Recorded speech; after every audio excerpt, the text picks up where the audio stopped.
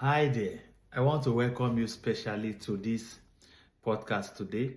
I'm doing this video particularly for those that are into campus ministry.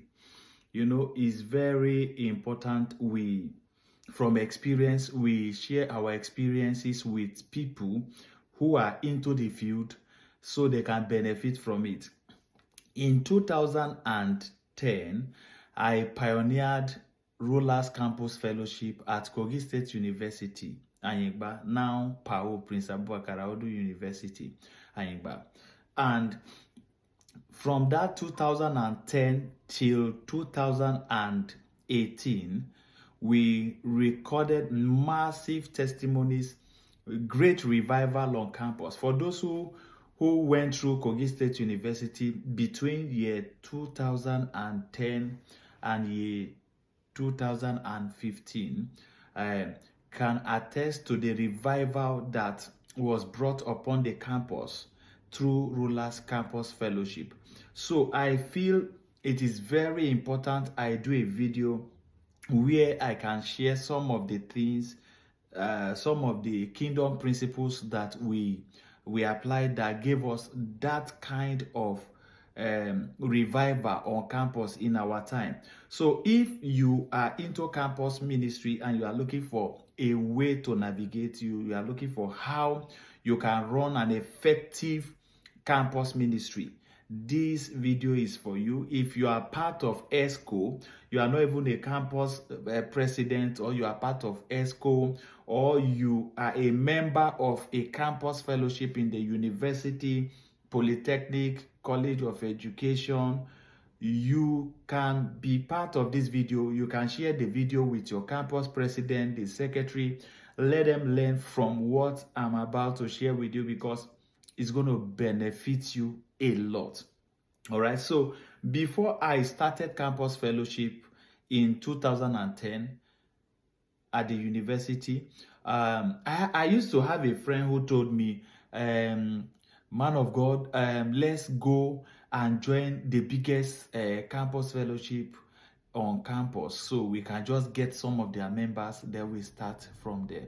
And I told him, the church of God is not built that way. You cannot destroy someone trying to build your own. So there are strategies and lay down principles that I use to run effective campus ministry then that brought a lot of results. In fact, we had a lot of results. We had people who were in the world coming to submit to the Lordship of Christ. We had cultists, we have prostitutes, we have bad people who were coming to surrender their lives to Christ, because of the fire, because of what God was doing on campus, So I'm going to be sharing these principles with you. And one of the principles that I used in running effective campus ministry is evangelism. And I'm going to be explaining that to you, how you are going to run that effective evangelism that we command result. All right, so this is what we did. Whenever we have first semester, for example, every January, student resume, all students resume, and we used to have new students, freshers on campus. So our major target usually is on freshers.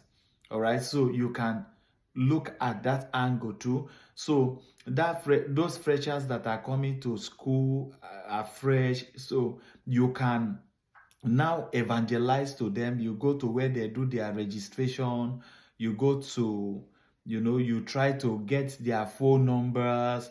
The day of matriculation, you can set up your tent for your fellowship. You print flyers, you print banner, and put the banner and the flyers there. All right, so we consistently did that. Every January we make sure we have targets. All right, targets. we are going to reach out to those new students because some of them are born again, some are not even born again, some are going to look for a new family where they can plant themselves to grow spiritually. So while on campus they are still vulnerable, they are looking for direction. Where do I go?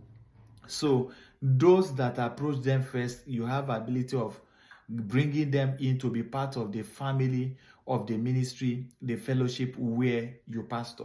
So the second thing we did that made the ministry grow, because our fellowship grew from when we inaugurated, we were 83, we grew, and the lecture theater we're using was a massive lecture theater. For those of you who know Kogi State University, now Prince Abubakar University, we're using natural science lecture theater. So massive. It was so filled to the brim, to the point. I don't know if I can see pictures of that. If I see, I will add it.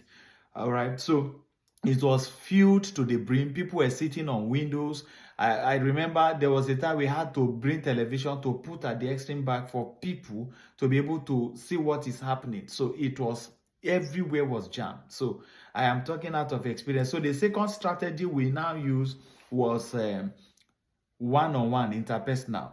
So if you have a friend, if I'm a member of Rulers Fellowship, for example, and I have a friend that is coming to school, I speak to that person, that new student that is coming. Look, this is my fellowship.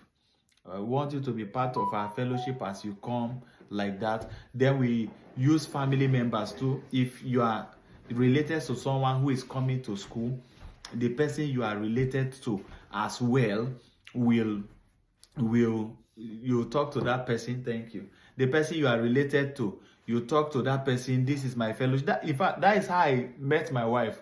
So my wife's elder brother, Victor, was part of my choir team. So he had a friend. So my wife got admission and she was supposed to resume school. So my wife had in mind that she was going to be attending a particular fellowship, but the other brother said, no, this is my fellowship. The praise session is powerful, the word is powerful, the prophetic is there. So my wife now spoke to my wife, okay, you are free to go to any fellowship you want to go, but just come first. So when my wife came to the fellowship, prophetically, I located her. I didn't even know. I located her prophetically that day. I remember that day I gave her a word that no matter what you do, you are going to end up as a pastor's wife. Yeah, I gave her that prophecy. She's smiling. All right, so I gave her that word. I have never met her. We've never known. That was her first time at the fellowship there. The brother did not tell me anything about her. So I called prophetically, I called the name of the elder sister, and I told her by the Spirit of God things about her family. And when I was giving her this prophecy, I was in a serious relationship. I didn't even know. So when I told her you were going to marry a pastor, she said, no, I don't want to marry a pastor and all of that. So I was in a serious relationship. So there was no relationship between me and her. So today, she's married to a pastor. It was because her brother and the friend of the brother told her about the fellowship. So you can see that it's just a process of networking and using interpersonal to evangelize. I know Mr. Peter. Mr. Peter is my friend, is coming to the university. Talk to the person. So you throw it to the congregation and tell them, if you have a friend, you have family member that is coming to school, tell them to be part of our fellowship. Let them share the testimony. Let them consistently, talk to them when they come, like that. So it was one of the main strategies we used to grow our fellowship then in the university. Then and the third thing we did that gave us serious results on campus was prayer. Prayer, very important. Every month we used to organize prayer festival on campus.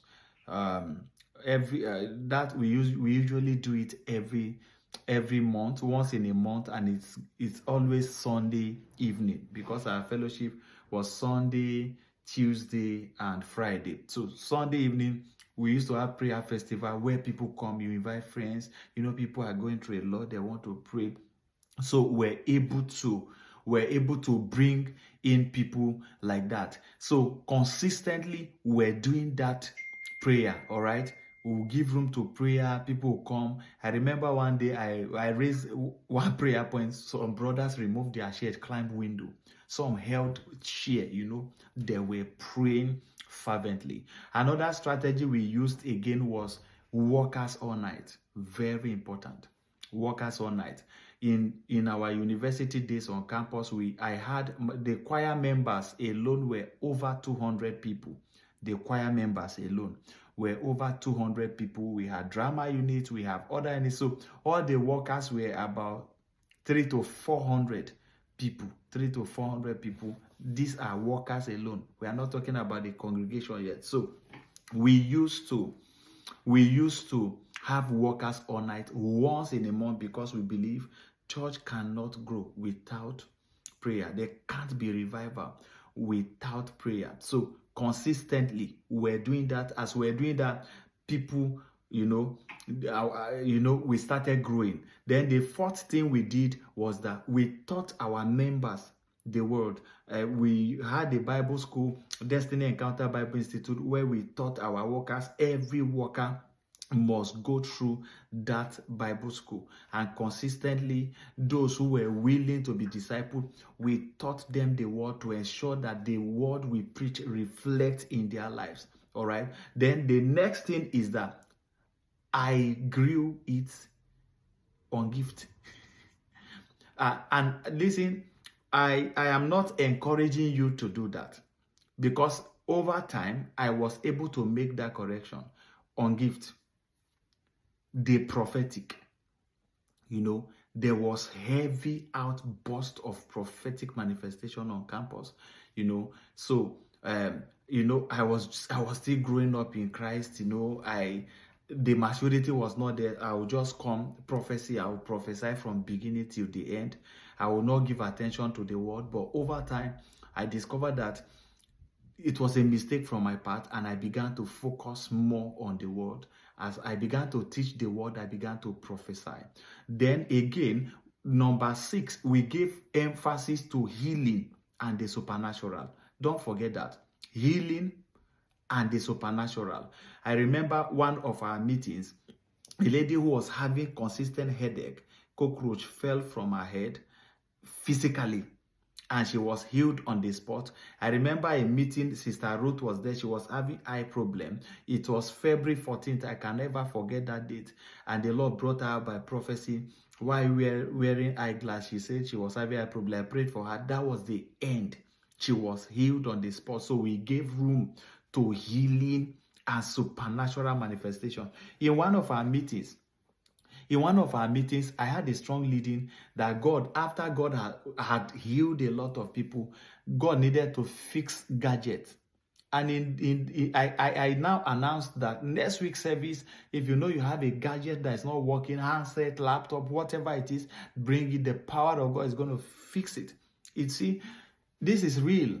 It's real. So in that meeting, a lady brought her dead phone that was dead for months. The IC of the phone was condemned. The phone was no longer working. She took it to where to fix. They told her the phone was beyond repair because of the issue the phone was having. And that was months later, before that program. So she was in that meeting. She was discussing with a neighbor who was sitting next to her that, look, this phone is completely dead, and they told me it's not going to work again. All right. So the guy seated next to her said, it can't work. It can't work. How can this phone work? How can God heal your phone? So it was a 10-minute prayer I did, and I asked the Lord to fix everything dead, gadget dead. This phone started working on the spot. She turned it on. It was on. Now, if you are going to say it was coincidence, this was a phone that was kept on the ground for months. The battery ought to have been dead. So if you are saying maybe it was not spoiled, the battery ought to have been dead. So the guy who was seated next to her said that, your phone is working. If I knew, I would have brought my laptop. What about miracle services? We had miracle money. So I'm going to be sharing series of this over and over again to teach us and to give us principles as to how we can effectively grow our campus ministry. I hope you found value in this video. Again, another thing that helped me was holy life, purity. I was so disciplined. You know, if you want to live, if you want to pastor student as a single person, it's hard, it's difficult because you live in the midst of temptation. I consistently taught against sexual immorality, and that helped me a lot. I was pure. Impurity is a great enemy of a man's anointing. Did you find value in this? You can share with your campus president, secretary, anywhere at all you are watching from. Let me see your comment. If you have questions, you can drop and I will reply them. Thank you for watching. God bless you. Bye bye.